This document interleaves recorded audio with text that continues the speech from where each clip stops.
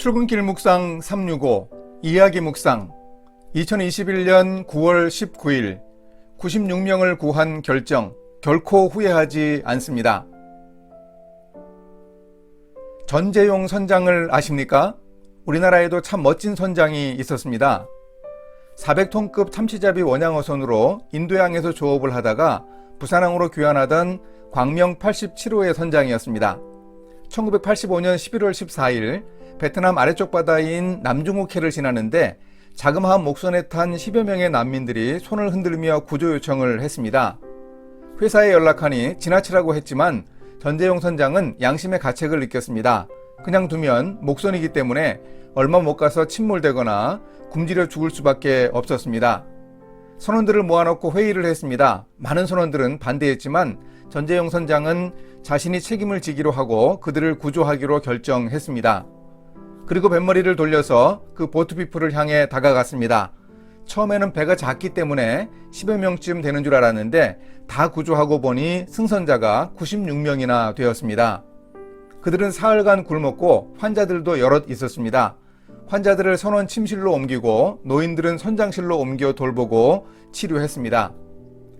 부산에 도착한 난민들은 부산 적십사 난민보호소에 머물다가 1년 반 만에 미국과 호주, 프랑스, 뉴질랜드, 영국 등 자신들이 원하는 나라로 다 떠났습니다. 그러나 전재용 선장에게는 하선한 즉시 시련이 다가왔습니다. 전 선장은 여러 기관에 불려다니며 조사를 받아야 했습니다. 당시는 베트남이 공산화된 지 10년쯤 지난 시기였고 미국과 함께 베트남전에 참전했던 우리나라와 베트남과의 관계가 그리 좋지 못했습니다. 당국에서도 공산 월맹군이 베트남 난민으로 위장했는지 확인해야 했고 전 선장이 왜 그들을 구조했는지 브로커가 개입되거나 대가를 받았는지 치밀한 조사를 해야 했을 겁니다. 동료 선원들도 불려가 조사를 받았으나 혐의가 없어 나중에 전 선장과 함께 모두 풀려났습니다. 그러나 전 선장은 보트피플 구조 사건 때문에 입사한 지 10개월 만인 1985년 11월 30일자로 하선 조치를 당했습니다.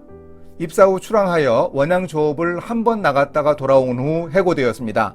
그때 전재용 선장의 나이는 45세였고 본래 회사와 맺은 계약 기간은 10년이었습니다. 그런데 당시 보트피플의 대표자였던 피터 누엔이 미국으로 가서 간호사가 되었는데 17년을 수소문한 끝에 결국 전재용 선장을 찾아내 연락을 해왔습니다. 그리고 19년 만에 미국으로 초청해서 드디어 만났습니다. 전 선장이 미국에 가기 전 주고받은 편지로 전 선장의 난민 구출 사건 이후 일어난 후일담을 알 수 있었습니다. 이후 전 선장은 그 일이 있은 후 집에서 쉬면서 인생 공부를 했다면서 여러 가지 생각이 들었지만 난민을 구조한 일에 대해서는 결코 후회하지 않는다고 말했습니다. 난민들을 구하기로 결정했을 때 자신의 미래와 경력까지 희생해야 함을 알고 있었다고 말했습니다. 왜 예상하지 못했겠습니까? 선장 면허가 2년 반 동안 정지된 때에는 실업자로 지내야 했고 그 후 1988년 8월에야 전 선장은 다시 배를 타게 되었고 1994년에 25년간의 선장 생활을 마쳤습니다. 편지를 통해 전 선장의 고뇌를 알 수 있는 대목이 있었습니다. 회사는 전 선장이 베트남 난민들을 승선시킨 것을 알고는 그들을 데리고 부산항에 입항하는 것을 강력히 만류했습니다. 난민들을 무인도나 인근 섬에 하선시키고 귀국하라고 했습니다. 전 선장은 선원들과 갑판에서 판자와 드럼통으로 뗏목을 만들기 시작했습니다. 그 망치 소리가 전 선장의 가슴에 울렸고 결국 전 선장은 회사 방침이 난민을 보호하는 국제법에 위배되기에 본사의 부당한 처사에 따르지 않겠다고 통보했습니다. 그리고 난민들을 태운 채 부산항에 입항했습니다. 이런 편지를 받은 누엔 씨는 아내와 함께 큰 소리로 울었다고 합니다. 자신들 때문에 전 선장이 회사에서 해고되었다는 사실을 전혀 모르고 지내서 미안했기 때문입니다. 베트남 난민들이 난민구호에 헌신을 다한 사람에게 수여하는 유엔 난센상 수상을 건의해 전 선장은 후보에도 올랐습니다. 비록 난센상을 수상하지는 못했지만 2009년에 우리나라 국회 인권포럼이 수여하는 올해의 인권상을 수상했습니다. 전 선장은 미국에 갔을 때 이렇게 말했습니다. 내가 아니었더라도 누구라도 그때 난민들을 구했을 겁니다. 나는 영웅이 아닙니다. 단지 작은 용기와 결단이 그들을 구조하게 한 겁니다. 그러나 피터 누엔의 증언을 들어보면 그날 난민선 곁을 지나가던 20척 이상의 배들이 구조 요청을 외면했습니다. 광명 87호만 그날 그 난민선을 지나치지 않았습니다. 전재용 선장은 사람을 살리는 가치 있는 선택의 순간에 자신의 불행을 감수하며 결정했습니다. 우리에게도 이런 선택을 해야 하는 때가 있습니다. 우리 인생의 중요한 터닝 포인트인데 그것이 뒤로 돌아가는 길일 수도 있습니다.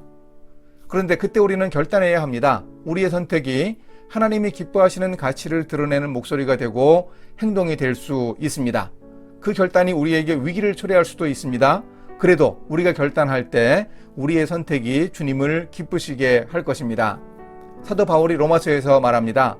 우리가 살아도 주를 위하여 살고 죽어도 주를 위하여 죽나니 그러므로 사나 죽으나 우리가 주의 것이로다.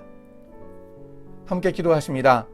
사랑하시는 하나님, 자신의 경력에 어려움이 생겨도 사람의 생명을 귀하게 여기고 가치 있는 선택을 한 용기를 배우기 원합니다.